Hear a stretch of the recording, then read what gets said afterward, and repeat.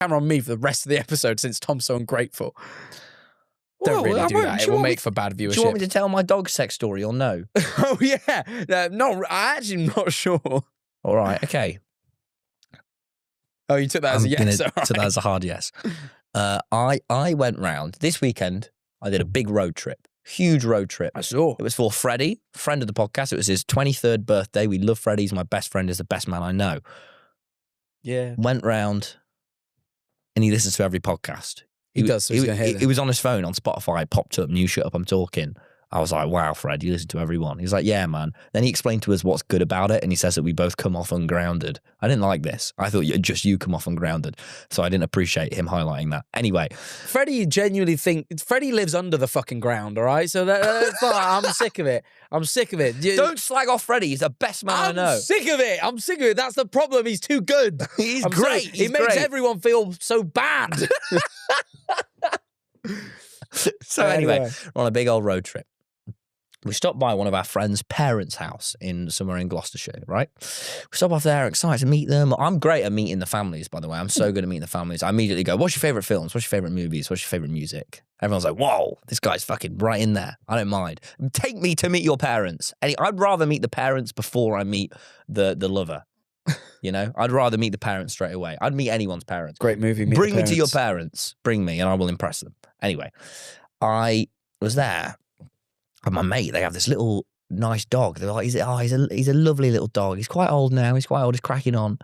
This dog, he was so cute. He had like a little pug face, but he was this big round flab of meat, and he was like, and I was like, oh, it was a fat pug. What a lovely lad. It was like sort of a pug, sort of a bulldog, it was weird looking. Anyway, I don't know what it was, but barrel of a dog. I don't know what it was, but it was not healthy. Anyway, this fucking Jabba the Hutt looking thing walks up to me. He's like, and I'm like, oh, you're right, mate. Everyone's giving him a little stroke. Anyway, I'm wearing shorts, so I have my bare legs out.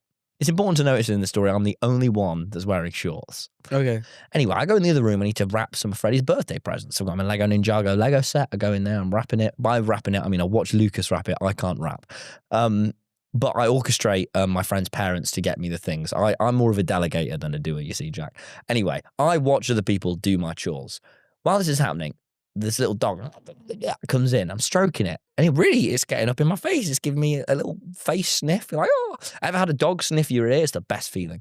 Anyway, it is. A dog sniff your ear. You can hear it's crazy. It's happened a couple of times to me. Every time I think, wow, that's a bit much. But anyway, we're giving this little dog a sit. Anyway, we go back to the table, sat with the parents. This dog now is starting to really stick close to me. I'm thinking, okay, it's a boy dog as well. And I'm like, okay, all right, okay, mate, all right. I give it a little stroke and it's looking up at me like that. And then over my bare leg, it cocks its hind leg, revealing what I now see to be a giant erection. Oh, I had a little red rocket. No, a huge red rocket. This dog was packing.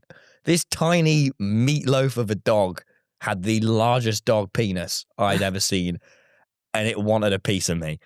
You've ever seen? How much dog penis are you looking at?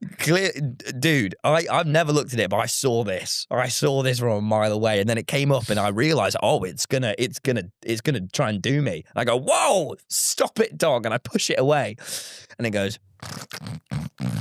It runs back over to me and goes, at which point my friends and family are like, whoa, and they grab the dog and they put him over there. Like, he's been bad. He did this to the auntie last Christmas. He's a bad dog. Sometimes he meets someone, he gets really into them. I was like, why haven't you chopped his bollocks off? They were like, it's too late now. He's 11. He's going to die soon. Let him have some lust in his life. I was like, that's a weird answer. Anyway, they leave him over there. But now, whenever he gets a glimpse, you can hear him. He's a loud dog. He's old and loud. He breathes so loud. It was horrible. Whenever he caught a glimpse of my bare leg, if he was ever let round the corner, he'd start like hyperventilating because he gets so turned on. He'd like see my bare leg and he'd go... and he made like that sort of noise, and he kept getting so turned on by my leg. It was horrible. And you'd watch him go, he kept fucking massive hard on every time he saw my leg. I felt objectified, Jack. It was horrible. I was going, this horrible little dog. And I was going, no, he's sweet. I was going, he's horrible. He's trying to do me. Anyway, at one point, I walk up and I go over there, and the dog sees me and he goes, and it starts chasing me around the house. And I go, leave me alone. And he goes, and it runs after me. Anyway, finally, we're sat back down. We're eating the barbecue. And at one point, I just say to this dog, stop trying to shag me now. Stop. I'm not going to stroke you anymore. And he looks up at me, and I've never seen a dog do this. It like gets angry. And then it just starts going, Rav, Rav, Rav, Rav, Rav. It just starts shouting him for like, and it has this really horrible laugh. It just starts shouting at me for ages. Rav, Rav, Rav. Because I won't chuck it off. Because I won't let it grind on me. It just starts shouting at me over and over and over again. I go, leave me alone, dog. Anyway, I'm so exhausted. I go for a nap. I go for a nap in the sun. I'm tired. I go lie down on my mate's sun lounger. I don't know if this is socially appropriate when you're at friends' parents' house that you've never met to just go have a nap, but I did. I went for a lie down. I wake up after 20 minutes to see towering over me this horrible little thing going with its massive rod on. And I go, no. It's horrible. And I just felt so rotten. And then at some point, it'd like stand really far away from me when it'd get told off, but it'd just stare at me like this. And it just sits staring at me at all times, the massive hard on.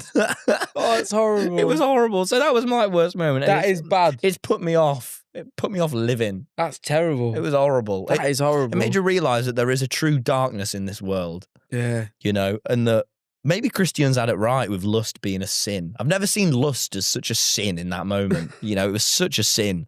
He was sinning. It was horrible. So yeah, Jack, that is rough. That was rough. That was horrible. Rough. Yeah, but it just made the most disgustingest noise. It felt like a belly. What? Like the noise a belly makes. It was so guttural, so primal. You know, it needed me. It was horrible. I hated it. Anyway, that was my worst eyes moment. were itchy, so both equally terrible weeks, I guess. Pretty bad, isn't it? Right.